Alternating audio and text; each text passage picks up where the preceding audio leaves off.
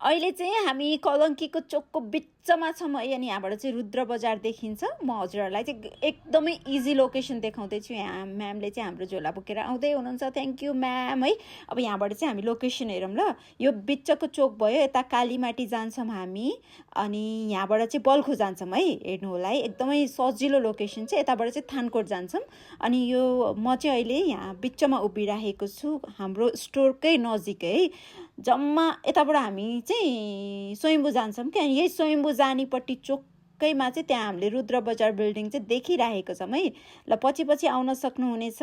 चोकैमा भन्दाखेरि पनि कतिजना चाहिँ बाफलसम्म पुग्नु भएको छ है। धेरै कन्फ्युज नहुनु होला। चोकबाट हिँडेर 100 पाइला पनि हिँड्नु पर्दैन क्या हजुरले। 50 पाइला अलिक छिटो छिटो हिँड्नुभयो भने पनि रुद्र बजार बिल्डिङको भर्याङमै पुग्नुहुन्छ। ल हेर्नु होला है। रुद्र बजार बिल्डिङ हेर्नुभयो। यहाँ चाहिँ हाम्रो पार्किङ रहेको छ। हजुरहरूले जुनसुकै भेहिकल ल्याउनु भयो भने पनि पार्किङ गर्न चाहिँ मिल्छ। रुद्र बजार बिल्डिङको चाहिँ यो सिँढी चढ्ने बित्तिकैको फर्स्ट फ्लोरमै हाम्रो स्टोर आरसीआरसीज बुटिक रहेको छ। हेर्न सक्नुहुनेछ है। हाम्रो कुर्ताको भेराइटी पनि एकदमै धेरै छ, अनि लेहेङ्गा पनि एकदमै धेरै रहेको छ। हेर्न सक्नुहुनेछ है। हाम्रो लेहेङ्गाको ट्रायल पनि भइरहेको छ। कति धेरै भेराइटीहरू रहेको छ। हामीसँग चाहिँ फ्याब्रिक थुप्रै एभाइलेबल रहेको छ। रेडिमेड लेहेङ्गा अनि कुर्ताहरू एभाइलेबल रहेको छ। आउनु होला।